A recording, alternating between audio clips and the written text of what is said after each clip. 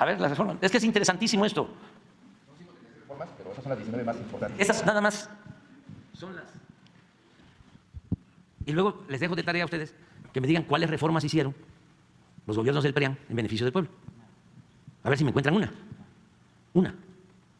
Bien, en mayo del 89, al inicio del gobierno de Carlos Salinas, el PRI y el PAN avalaron el Plan Nacional de Desarrollo 1989-1994, que permitió la venta de importantes empresas públicas al sector privado. El 27 de junio de 1990, el PRI y el PAN reformaron el artículo 28 constitucional para entregar bancos que eran propiedad de la nación, eliminando el párrafo que reservaba al Estado la prestación del servicio público de banca y crédito.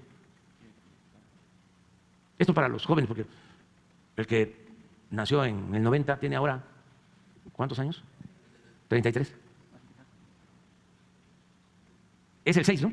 El 6 de enero de 1992, el PRI y el PAN modificaron el artículo 27 constitucional para poner a la venta las tierras ejidales. El 6 de mayo de ese mismo año, los legisladores del PRI y del PAN cambiaron la ley minera para entregar concesiones a particulares hasta por 50 años para la explotación de oro, plata y cobre. Eliminaron los límites de la superficie que podría ser concesionada. Derogaron el impuesto a la extracción de minerales. Es decir, décadas estuvieron las mineras sin pagar impuestos por la extracción de minerales. Esto no sucedió en ningún país del mundo. En ningún país del mundo. El no pagar los impuestos por la extracción de minerales.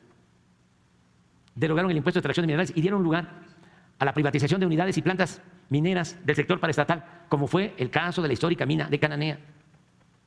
Era una mina del sector público. Y con Salinas, con el apoyo del PRI y del PAN, se entregó al Grupo México.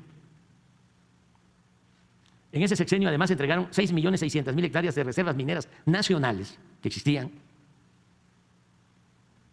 a 3 consorcios: Peñoles, Grupo México y Carso. Y esta misma política continuó hasta el 1 de diciembre de 2018, hasta que llegamos. No hemos entregado una sola concesión desde que llegamos. En 36 años se concesionaron 90 millones de hectáreas, es decir, 45% del territorio nacional para la explotación minera. Ni siquiera en el Porfiriato se llevó a cabo una enajenación de suelo patrio tan descarada. Y vaya que con Porfirio se despojó a los pueblos originarios de sus tierras, se crearon las llamadas compañías deslindadoras. Todo lo que eran las tierras comunales se declararon tierras nacionales y se vendieron a precios muy bajos a los grandes terratenientes. El 22 de diciembre de 1992, los legisladores aprobaron una ley de secundaria, esta es muy interesante, también con Salinas, que a contrapelo de la Constitución permitió a empresas privadas, principalmente extranjeras, generar energía eléctrica.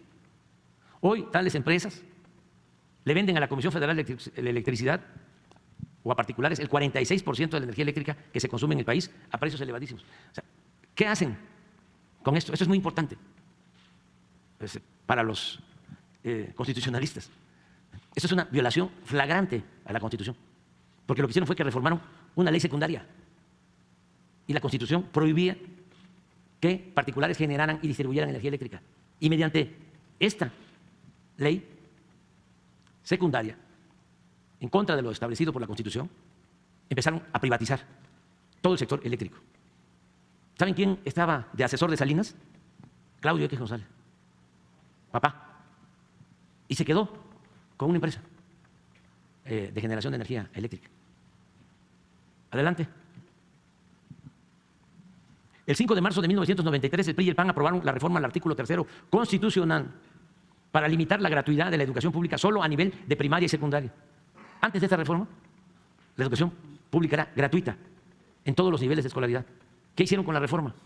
Acotaron la gratuidad nada más a educación básica y pusieron al mercado como si fuese una mercancía la educación media superior y la educación universitaria. ¿Quién era secretario de Educación? Ernesto Zedillo. Desde entonces empezaron a rechazar a los jóvenes con la mentira, el pretexto de que no pasaban el examen de admisión, cuando en realidad es de que no destinaban presupuesto a la educación pública porque querían que creciera el número de escuelas, sobre todo de nivel superior, del sector privado. Esto tiene también que ver con la reforma posterior a la educación. Yo no estoy en contra de la educación privada. El que tiene para pagar una escuela privada lo puede hacer, está en su derecho. Pero el Estado está obligado a garantizar la educación pública, gratuita, de calidad, en todos los niveles de escolaridad. La educación, como la salud, no son privilegios, son derechos del pueblo. ¿Qué pasó con esta política? Pues aumentó la matrícula de las escuelas privadas. Al principio, cuando empezaron a proliferar las universidades privadas, creció la matrícula. Pero llegó un momento en que se estancó. Porque ¿de dónde iba a sacar la gente dinero para pagar colegiaturas? Por muy baratas, de 3,000, de 5,000 pesos mensuales. Un hijo de campesino, un hijo de obrero, ¿de dónde? El 18 de marzo del 95, la mayoría del PRI en la Cámara, esto fue lo de que hablábamos de la Roque Señal, aumentó el IVA del 10 al 15%. El 12 de mayo del 95, el PRI y el PAN reformaron la ley reglamentaria del servicio ferroviario, PRI y PAN, para privatizar Ferrocarriles Nacionales de México y venderlo a empresas nacionales y extranjeras. Tan descarado fue este atraco que al terminar su sexenio, el expresidente Ernesto Zedillo se fue a trabajar como asesor del Consejo de Administración de una de las empresas que se quedó con la mayor parte de la infraestructura ferroviaria del país. Como esto pasó en el 95, ¿cuántos años tienen ahora los jóvenes que nacieron en el 95? 28. El 23 de mayo de 1996, el PRI y el PAN aprobaron la ley del sistema de ahorro para el retiro, las AFORES, que se entregaron de esa forma a operadoras financieras privadas nacionales y extranjeras. Los AFORES, la administración de estas pensiones se da a partir de entonces sin transparencia, con altos costos por la operación y baja rentabilidad para derechohabientes. ¿Esto qué significa? Ya va a empezar a ponerse muy grave, de que por esto los trabajadores van a recibir al pensionarse, ahora porque hicimos una modificación, pero de todas maneras van a recibir como 60-70% de lo que ganaban. El 12 de diciembre, eso no se me va a olvidar, del 98, diputados del PRI y del PAN aprobaron el FOBAPROA, que convirtió las deudas privadas de unos cuantos empresarios y banqueros en deuda pública. En la actualidad, al 31 de diciembre del 18, esta deuda rebasó el 1.200.000.000.000 de pesos. Y de 1995 a la fecha se han destinado solo para pagar intereses más de 800.000 millones de pesos del presupuesto nacional, cuando esos recursos públicos debieron utilizarse para impulsar actividades productivas, crear empleos y promover el bienestar del pueblo. Síguele. Todo esto es en contubernio. PRI-PAN. El 24 de octubre, el 8 de diciembre de 2005, ya durante el foxismo, el PRI y el PAN reformaron la ley del impuesto sobre la renta para conceder a las grandes corporaciones económicas y financieras el privilegio de diferir el pago de impuestos hasta por el 100% de sus contribuciones. Una vez consumado el fraude electoral de 2006, el 22 de marzo de 2007, el PRI y el PAN modificaron la ley del ISSSTE. Esto fue la maestra Elvester con Felipe Calderón. Y entregaron las pensiones de los trabajadores al servicio del Estado a los intereses de los banqueros. Es lo mismo. Cuando empiecen a jubilarse, a partir de esta ley, los maestros van a recibir la mitad de su sueldo.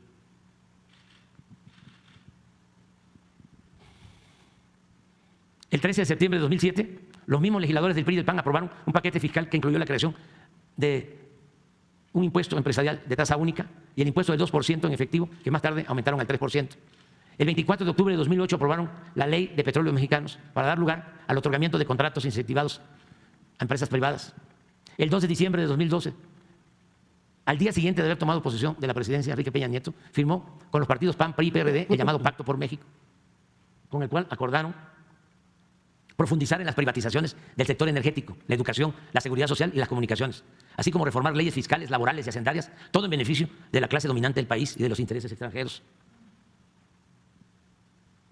Poco antes, el 30 de noviembre de 2012, diputados y senadores del PRI y del PAN aprobaron la reforma laboral que eliminó derechos históricos a los trabajadores al permitir la subcontratación, eso ya lo resolvimos, el outsourcing famoso, el pago por horas y sin prestaciones sociales. El 13 de diciembre de 2012, la Cámara de Diputados aprobó la mal llamada reforma educativa, que tenía como consigna someter al magisterio y avanzar en la privatización de la enseñanza. El 18 de diciembre de 2012 el Senado aprobó las reformas constitucionales en materia de telecomunicaciones. Modificaron artículos para garantizar el derecho de las empresas, pero no de los ciudadanos, y permitir la censura previa y violando el derecho a la privacidad. Además, los legisladores dejaron fuera a las radios comunitarias indígenas y a los derechos de las audiencias. La Ley Federal de Telecomunicaciones creó el Instituto Federal de Telecomunicaciones para evitar el monopolio, para evitar que en las telecomunicaciones no hubiesen monopolios. ¿Sí? Para eso fue. Le llaman agentes preponderantes. Síguele. Si me permite una pregunta, presidente. A ver, deja que yo termine. Ya estamos terminando. ¿A dónde vamos? En octubre del 17, el Senado aprobó nuevos cambios a la Ley de Telecomunicaciones. El 17 de octubre del 13, la Cámara de Diputados aprobó la reforma hacendaria, que significó cobrar más impuestos a la mayoría de los contribuyentes, manteniendo los privilegios, súbele, hasta ahí, fiscales para las grandes empresas y los bancos. No conforme con el avance de las privatizaciones del petróleo mexicano y la Comisión Federal de Electricidad, el 11 de diciembre de 2013, los senadores del viejo régimen aprobaron la reforma energética para entregar el 20% del potencial petrolero del país a empresas particulares, nacionales y extranjeras. En fin, esto no. Díganme si este contubernio no operó al servicio de los potentados. Y esos mismos amigos son los que quieren regresar.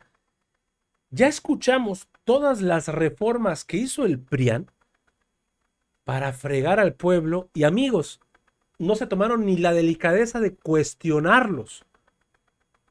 El pueblo estaba en completa ignorancia, no sabía lo que se hacía tras bambalinas. Es primer gobierno donde hay una transparencia muy importante y esto no le gusta a la oposición. Porque de ser así, se conocería todas las corruptelas, todo lo sucio que han manejado durante todos sus sexenios. Y el claro ejemplo es la gran defensa que tienen ahorita a favor de la Suprema Corte. Pero así, se habían fregado al pueblo, amigos. Y no podíamos hacer absolutamente nada.